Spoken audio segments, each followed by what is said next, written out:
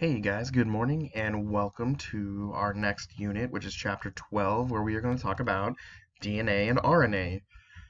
DNA is this major component to all of the genetic material information we've been talking about for quite a while now.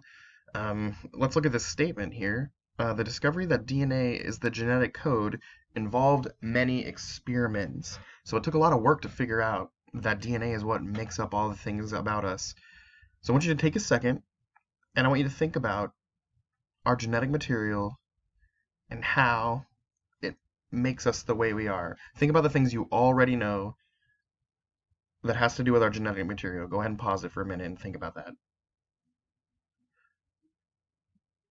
Okay, now that you've been thinking about our genetic information, let's go ahead and move on and look at what we're dealing with today.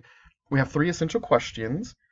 It says, which experiments led to the discovery of DNA as our genetic material? What is the basic structure of DNA? And what is the basic structure of eukaryotic chromosomes? If you can answer those three questions to yourself when we are all done, you are in a good place. Okay, after the rediscovery of Mendel's work, scientists began to look for the molecule involved in inheritance. So if you remember, Gregor Mendel was the guy that crossbred the pea plants, and he was the first person to really start thinking about how our genetic information worked and was passed on. For many years, scientists struggled to determine if DNA or protein was the source of genetic information. We know that it's DNA, but back then they didn't know if it was DNA or protein or something else. Well, let's look at this first scientist. The first major experiment searching for the genetic material was done by Griffith. It involved transformation between two forms of S. pneumoniae. It set the stage for the search to identify the transforming substance. So they were trying to figure out what substance was dealing with the genetic material. Specifically, they did this procedure that involved a mouse. They injected different things into the mouse to see how it affected its genetic material and whether it could become tolerant or intolerant to certain things. This next scientist, Avery, identified the molecule that transformed the R strain of S. pneumoniae into the S strain. So there was a molecule that changed the R strain into the S strain, and they concluded that when the S cells were killed, DNA was released. So the R strain of this bacteria incorporated this DNA into their cells and changed it into the S strain. So it was kind of like genetic manipulation. They figured out a way to become tolerant, and it all dealt with the DNA. Next, we have these scientists, Hershey and Chase. They used radioactive labeling to trace a bacteriophage DNA and protein, and they concluded that the bacteriophage DNA was injected into the cell and provided the genetic information needed to produce new viruses. So if you look at this image here, they have group 1 and group 2. In group 1, they used DNA, and in group 2, they used protein, and they went through and followed this radioactive bacteriophage to see how things ended up. Now let's look at the structure of DNA. DNA has several components. It has a nucleotide, which is the subunit of nucleic acids, and it consists of a 5-carbon sugar, which if you look, it's right here, a phosphate group, which is right here, and a nitrogenous base, which is right here. And we can see 5-carbon sugars. There's carbons here, phosphate group, there's a phosphorus here, nitrogenous base, there's nitrogens here.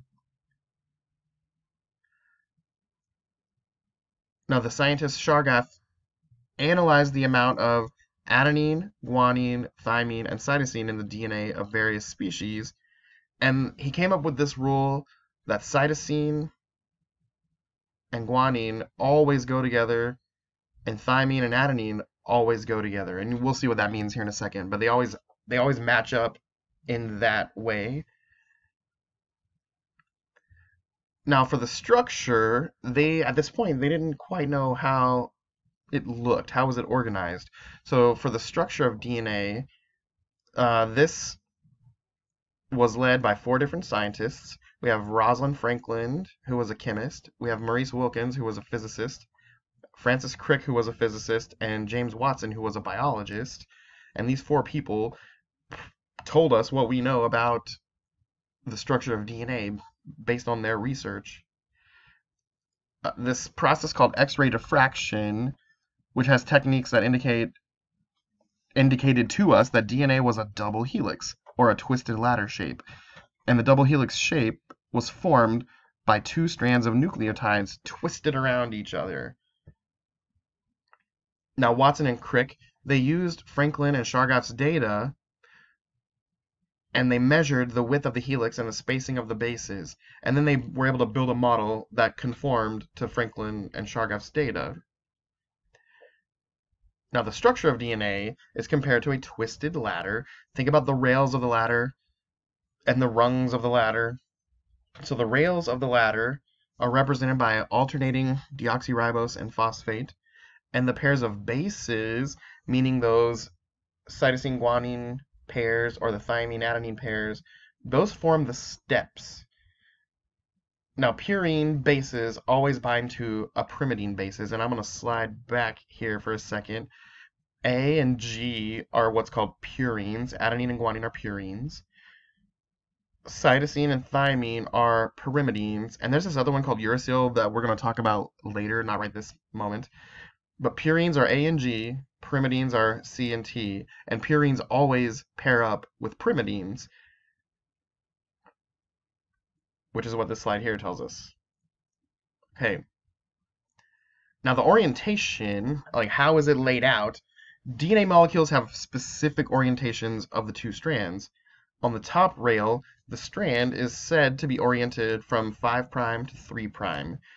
We could say north to south, east to west, left to right, however you want to, but this is just how they designate it, 5' to 3', and the strand on the bottom runs in the opposite direction. It's 3' to 5'. So if we just said this one goes on the top left to right, the one on the bottom goes right to left, it's just showing us that they are opposite. They just happen to use the designations of 5' to 3' or 3' to 5'. Again, that's just a fancy way of saying what direction they go in. And you can see in the middle, A is paired with T, adenine, thymine. C is paired with G, cytosine, guanine. It doesn't matter. They're always going to be paired that way no matter what. No matter which side they start on, it doesn't matter.